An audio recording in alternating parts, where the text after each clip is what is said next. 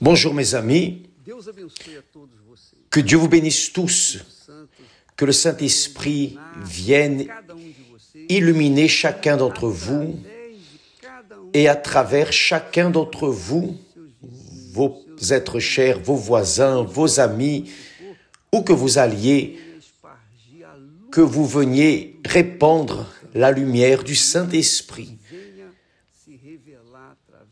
et qu'il vienne se révéler à travers vous, à travers toutes les personnes avec qui vous serez en communion. Bien, j'aimerais vous parler en parlant du Saint-Esprit. Nous sommes déjà ici en Israël. Et ce dimanche, nous serons au Cénacle, où le Saint-Esprit est descendu pour la première fois le jour de Pentecôte. Maintenant même, il est au Brésil, il est 2h03 du matin. Ici, il est déjà 8h du matin, 8h03.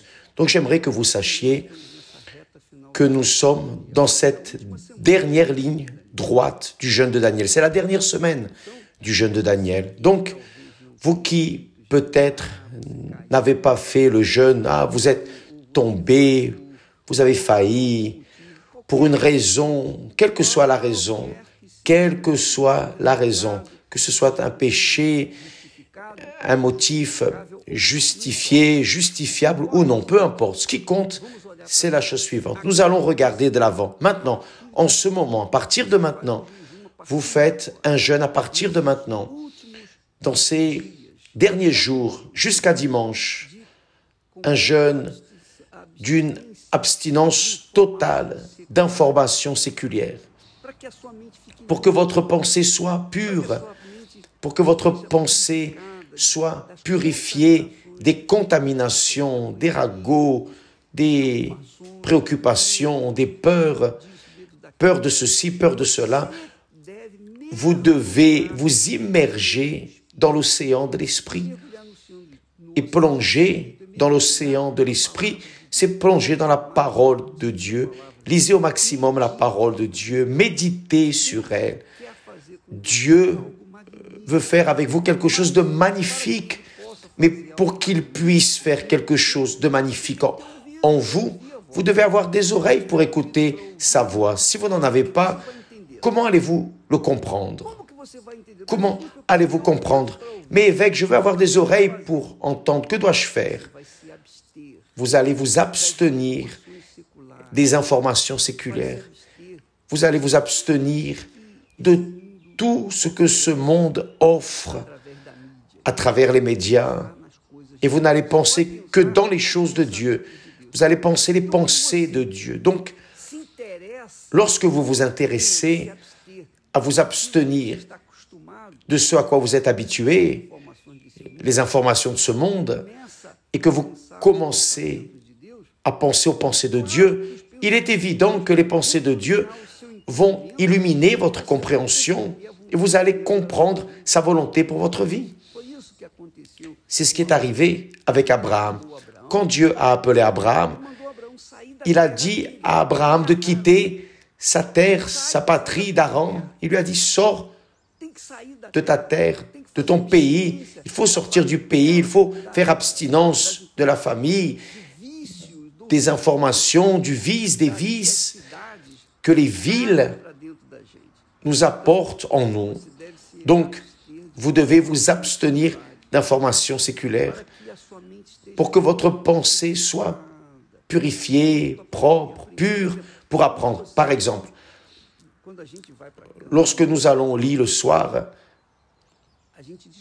on se repose, on dort.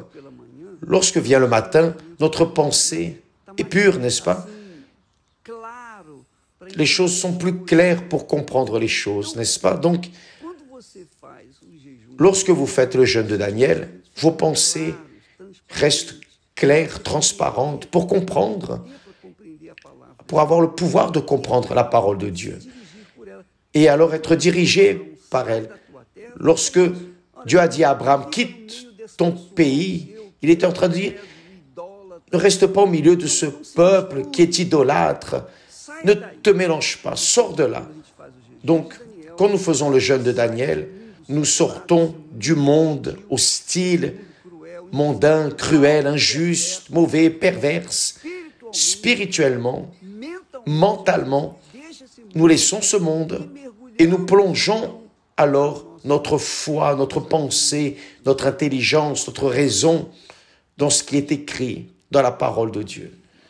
Et la parole de Dieu alors nous donne la direction, la directive pour que nous puissions faire des pas fermes et prendre possession des promesses, de tout ce que Dieu a promis. D'accord? Donc, nous allons suivre dans le jeûne de Daniel et dimanche matin, ce dimanche, nous serons en direct du Cénacle où le Saint-Esprit est descendu sur les 120 serviteurs qui étaient là. Jésus a dit aux disciples, avant de monter au ciel, il leur a dit, oh, attendez à Jérusalem, attendez. Donc il y avait des habitants d'autres régions, d'autres villes, mais Jésus a dit, attendez à Jérusalem, c'est-à-dire, attendez au Cénacle, en d'autres mots. Et nous allons aller en direction du Cénacle ce dimanche pour ensemble, dans toutes les églises universelles, pour que tous soient remplis du Saint-Esprit, qu'il y ait un déversement du Saint-Esprit. Il va y avoir un déversement du Saint-Esprit. Une nouvelle pluie, l'arrière-saison qui va venir du haut sur tous ceux qui ont lutté, qui se sont engagés, qui ont sacrifié, qui ont fait de tout pour recevoir le Saint-Esprit. Et une fois que vous recevez le Saint-Esprit, c'est Dieu à l'intérieur de vous. C'est le royaume des cieux en vous. Le royaume des cieux en vous. Et là, c'est courir vers les bras. C'est la joie, c'est la paix, l'espérance, la foi, la certitude que Dieu est avec nous. Et jamais ne nous laissera seuls. Que Dieu vous bénisse, alors tous, et allons de l'avant, au nom du Seigneur Jésus. Amen.